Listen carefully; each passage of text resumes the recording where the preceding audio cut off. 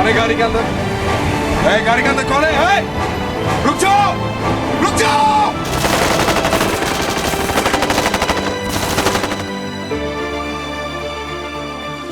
ये खौफनाक मंजर है 13 दिसंबर 2001 का। चंद मुट्ठी भर आतंकवादी एक ऐसी घटना को अंजाम देते हैं जो 125 करोड़ भारतीयों ने कभी कल्पना भी नहीं की थी। आतंक के बल पर लोकतंत्र को पंगु करने की कोशिश, किसी देश की संप्रभुता को उसी की धरती से चुनौती देने का दुस्साहस शायद ही कभी हुआ था।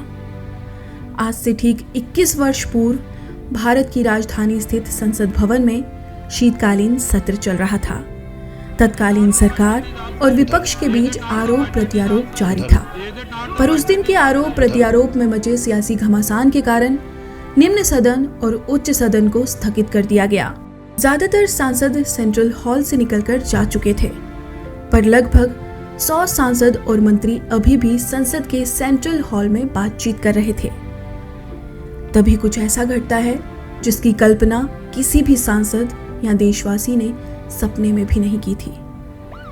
सुबह 11:30 पर DL3 CJ 1527 नंबर प्लेट लगी एक व्हाइट एम्बेसडर कार संसद भवन के मुख्य द्वार से परिसर में दाखिल होती है, और इससे पहले कि सुरक्षाकर्मी कुछ समझ पाते, आतंकवादी AK-47, ग्रेनेड लॉन्चर, पिस्टल और हथगोले जैसे कई विस्फोटकों से अंधाधुंध हमला बोल देते हैं। हम एकदम से भागे, उसने गाड़ी एकदम से भगाई। जो ही मैं खतरा एकदम से भाग गया, भाई ये तो जो है टेररिस्ट अटैक कोई गड़बड़ी है, तो मैंने अपना रिवॉल्वर निकाला, इतने मेरे पे उन्होंने फायर कर दिया। 40 मिनटों तक संसद का परिसर रण के मैदान में बदल जाता है।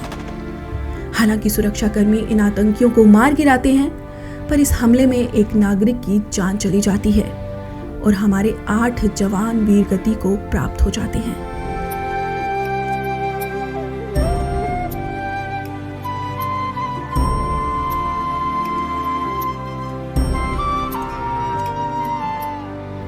जांच और सबूतों के आधार पर भारतीय कोर्ट द्वारा अफजल गुरु को फांसी की सजा और उसके साथी शौकत अली को 10 साल की सजा सुनाई जाती है। पर भारत की धरती पर ना तो ये पहली घटना थी, ना ही आखिरी। इस घटना के बाद भी कई बार आतंकी घटनाओं से भारत की धरती छलनी हुई है। 26 नवंबर 2008 संसद हमले के मात्र 7 वर्षों के बाद भारत की आर्थिक राजधानी मुंबई पर आतंकी हमला होता है।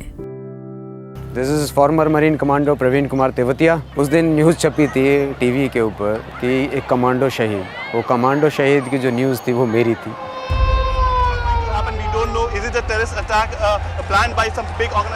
ताज का ब्लूप्रिंट हमारे पास नहीं था कुछ भी, और हम लोग एक ब्लाइंड एंट्री थी मार्कोस की ताज के अंदर। सेफ्टी कैच की मैंने 2 आवाज़ सुनी तो मैं समझ गया कि उन्होंने अपने जो सेफ्टी कैच को बस पोजीशन में शिफ्ट कर लिया है। तो मैं समझ गया कि इस रूम के अंदर 2 टेररिस्ट हैं, जबकि चारों टेररिस्ट उस रूम के अंदर मौजूद थे। मैंने एम लिया हुआ था उनकी तरफ में। कुछ देर बाद ही मुझे एक फ्लैश दिखाई दिया, तो उन्होंने मेरे ऊपर फायर किया।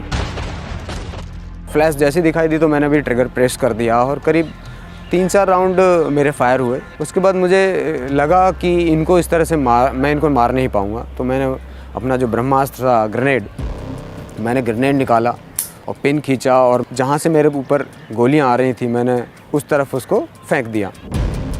7 सेकंड में जो ग्रेनेड होता है फट जाता है। 10 काउंटिंग हो गई, लेकिन वो ग्रेनेड नहीं फटा। अगर वो ग्रेनेड फट जाता तो ताज का जो ऑपरेशन 59 आवर तक चला था वो सुबह अर्ली मॉर्निंग 5:30 बजे सिक्योर हो जाता। इस हमले में 166 लोगों की जान चली गई, जिसमें हमारे 18 NSG जवान वीरगति को प्राप्त हो गए। NSG कमांडो मेजर संदीप उन्नी कृष्णन भी आतंकियों से लड़ते हुए वीरगति को प्राप्त हो गए। दुर्भाग्यवश आतंक की ये कहानी यही नहीं रुकती। एक बार फिर उरी की धरती आतंकी हमले से थरथरा कर कांप उठती है। 2016 में पाकिस्तान के लश्कर-ए-तैयबा के आतंकी उरी कैंप में सैनिकों पर आधी रात को कायरतापूर्ण हमला कर देते हैं।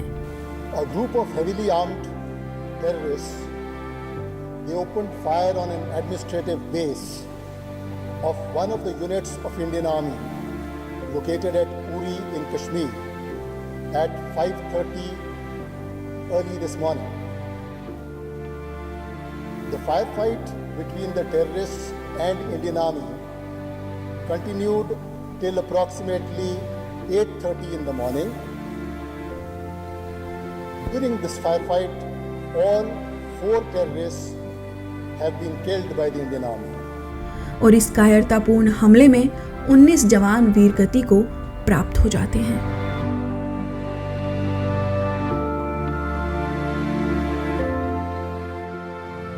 फिर वर्ष 2021 में जैश-ए-मोहम्मद के आतंकी कश्मीर के पुलवामा में सेना के काफिले पर आत्मघाती हमला करते हैं, जिसमें हमारे 40 सैनिक वीरगति को प्राप्त हो जाते हैं। ये सही है कि भारत ने इन 21 वर्षों में अपनी सुरक्षा को बहुत मजबूत किया है और आज पाकिस्तान भारत पर हमला करने से पहले 10 बार सोचता है, जिसका परिणाम है आज भारत में आतंकी घटनाओं में 2021 की तुलना में 93% कमी आई है।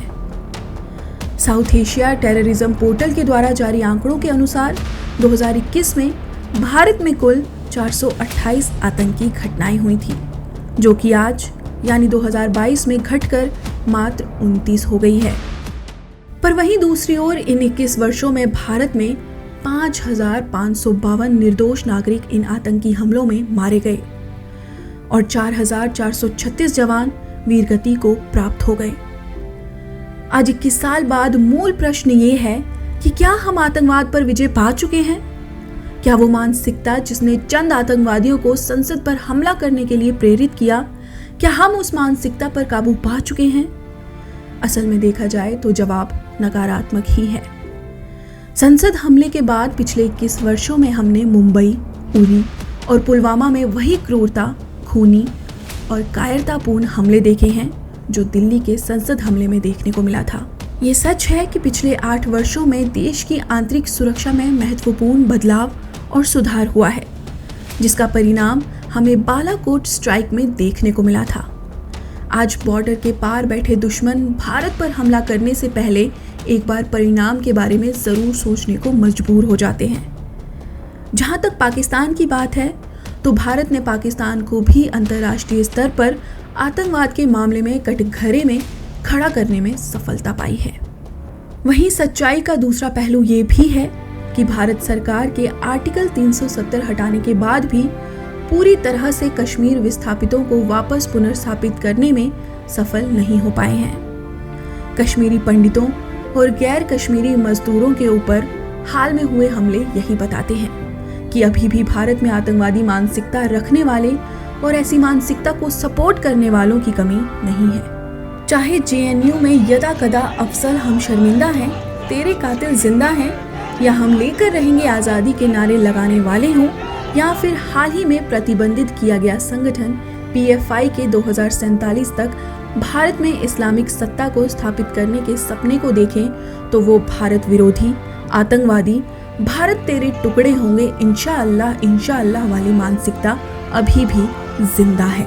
जब तक इस जिहादी भारत विरोधी आतंकवादी मानसिकता का समूल नाश नहीं होगा, तब तक संसद से पुलवामा तक हुए आतंकी हमलों में वीरगति को प्राप्त हुए हर नागरिक और सुरक्षा बलों की आत्मा को शांति नहीं मिलेगी।